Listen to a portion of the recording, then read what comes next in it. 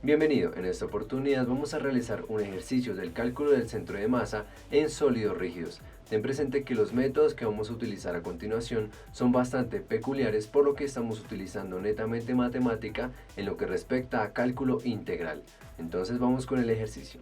Hallar el centro de masa del triángulo. En este caso vamos a encontrar el centro de masa de este triángulo que tiene un lado A y un lado B. Tenemos aquí que tenemos un plano donde tenemos la componente Y y la componente X. La manera de encontrar el centro de masa en este caso va a ser a partir de cálculo, pues vamos a demostrar que también es posible encontrar el centro de masa de un cuerpo o de un sólido rígido a partir de ecuaciones matemáticas sin mezclar de forma directa lo que sería la física o la fórmula que ya hemos explicado en clases anteriores. Entonces, en este caso vemos que aquí tenemos una recta, por lo que para esta recta también existe una función. Vemos que también es función porque esta no se corta en dos puntos similares cuando vemos que la recorremos sobre el eje X. Por lo que recordemos que aquí existe una fórmula que me interpreta el comportamiento de la recta, la cual es igual a Y es igual a M por X más B. Vemos que aquí tenemos M, este M es la pendiente. De pronto para ti esto es un poco sencillo, sin embargo vamos a repetir este concepto. Vemos que la pendiente tiene una fórmula que me dice Y2 menos Y1 dividido entre X2 menos X1. Esto que tenemos acá, Y2, Y1, X2, X1, hace parte de dos puntos de la recta en donde interpretamos las posiciones de cada punto. La posición Y2, la posición del punto 2, la posición en Y del punto 1, la posición en X del punto 2 y la posición en X del punto 1. Vamos a definir entonces de aquí, desde el centro hacia la derecha, tendríamos entonces que este sería nuestro punto 1 y este va a ser nuestro punto 2. Es de forma sencilla, si los colocamos en el corte del plano, pues ahí algunos van a ser 0, ¿verdad? Porque aquí sería 0 cuando el punto 1 está en Y y aquí sería 0 cuando el punto 2, no, aquí sería 0 cuando el punto 1 está en X y aquí sería 0 cuando el punto 2 en Y. Entonces, en este caso la pendiente va a ser simplemente Y2. Vemos punto 2 en Y, tendríamos 0 menos Y1. Y1, o sea, el punto 1 en Y, vemos que la distancia que recorre hacia arriba o de forma vertical es A, por lo que tendríamos A dividido entre X2, la posición en X del punto 2, en este caso sería B, vemos que es lo que está recorriendo, menos el punto X1, nuestra posición 1 en X no se está moviendo ni a la derecha ni hacia la izquierda, por lo que sería 0. En este caso, tendríamos que la pendiente no es más que menos A sobre B. Ahora, si reemplazamos en la ecuación original de la recta, tendríamos que esto va a ser igual a Y es igual a menos A sobre B multiplicado por X más B. B en este caso es el punto de corte en el eje Y. Entonces, ¿dónde me está cortando la gráfica en Y? Vemos que me está cortando en A. En A está cortando nuestra gráfica o nuestra recta. Por lo que tendríamos que esto va a ser igual a más A. Muy bien, como ya conocemos Y, la función Y, vamos a buscar una forma para demostrar o encontrar el centro de masa de este sólido.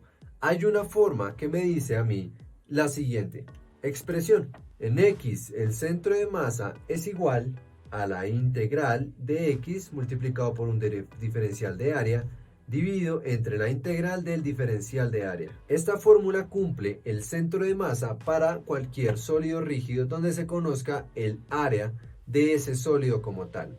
En este caso, al ser un triángulo, podemos conocer el área. Entonces, este centro de masa lo podemos encontrar de dos formas. Podemos encontrarlo si analizamos que en X vamos a tomar un pedacito, el cual vamos a denominar un diferencial de X. Vamos a dejar este de acá, un diferencial de X. Tendríamos entonces que este X que está acá tomaría cierta distancia y este de X empezaría a variar, lo que sería cada suma de estos de X me daría el área de la curva o en este caso de la recta sobre la horizontal, ¿verdad? Esta es la definición como tal de integral si lo vemos básicamente.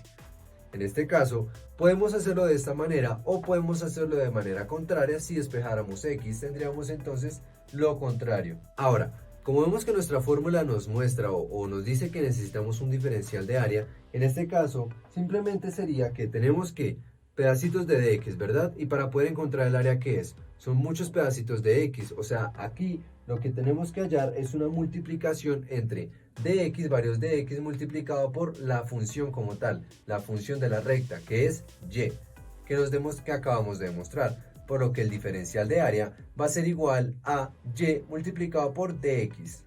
Teniendo listo esto, podemos entonces reemplazar en nuestra fórmula y proceder a integrar. Entonces, organizado esto, tendríamos entonces que la integral de x multiplicado por el diferencial de área, que ya sabemos que es y multiplicado por dx, dividido entre la integral del diferencial de área, que es y multiplicado por dx. En este caso, vemos que y, la función y, que es la función de la ecuación de la recta, depende de x. Por lo que en este caso, si reemplazamos nuevamente, tendríamos que esto va a ser igual a x, factor de y vale menos a sobre b por x más a. Todo esto multiplicado por el diferencial de x dividido entre la integral de y, o sea, la integral de menos a sobre b por x más a, todo esto por el diferencial de x. Ahora, vemos que aquí esta integral es bastante simple, por lo que tenemos unas sumas. En este caso podemos proceder a separar la integral por las propiedades de integrales, integrando esta parte, de modo que el diferencial va a ser un factor común, o en este caso a multiplicar los factores de cada lado de la integral. Por lo que en este caso tendríamos que esto sería igual a menos a sobre b, integral, ahora sí, x por x me colocarían x cuadrado, diferencial de x. Ahora, este más lo colocamos y el a también sale de la integral. Por lo que multiplicamos x por a, x me quedaría x de x. Todo esto dividido entre, de forma similar, tendríamos acá que es una constante. Entonces me quedaría menos a sobre b, integral de x por un diferencial de x más a integral de dx. Pues la integral también pasa a ser a y pues al ser una constante, esa la integral, me quedaría integral de dx. Ahora, si procedemos a integrar rápidamente, me va a quedar que esto va a ser igual a menos a sobre b multiplicado por, en este caso, la integral de x al cuadrado es simplemente x al cubo sobre 3. Más, aquí la integral de x es igual a x al cuadrado dividido entre 2. Todo esto dividido entre la integral de x, ya sabemos que entonces es, aquí tenemos menos a sobre b, factor de x al cuadrado dividido entre 2, más a multiplicado por el diferencial de x, integral de diferencial de x es simplemente x. Ahora, veamos algo curioso. Vemos que x es todo lo que tenemos acá en este eje, que es la suma de esos diferenciales de x, pero eso también es igual a b, por lo que x es igual a b, por lo que b es toda la distancia que se recorrió en el eje x. Dicho esto, podemos reemplazar b en nuestras ecuaciones. De esta manera tenemos que es menos a sobre b, factor de b al cubo dividido entre 3, más a por b al cuadrado dividido entre 2, todo esto dividido entre menos a sobre b, factor de b al cuadrado dividido entre 2, más a por b. Ahora vemos que esto que está acá se hace un poco complicado de efectuar, por lo que vamos a empezar a cancelar. Cancelamos este b con este cubo que está acá, cancelamos este b con este cuadrado.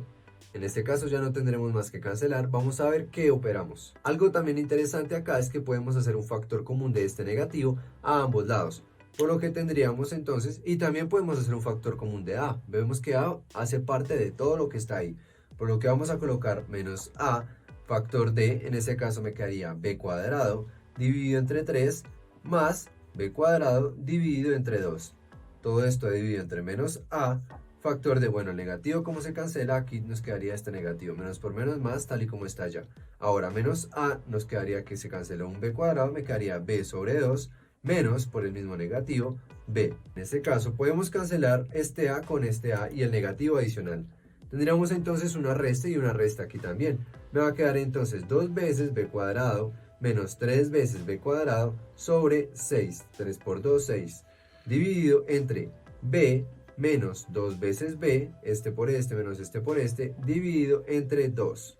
De esta manera vemos que aquí restamos menos 2b cuadrado menos 3b cuadrado, me daría menos b cuadrado, dividido entre 6, y esto dividido entre b menos 2b me daría menos b, dividido entre 2.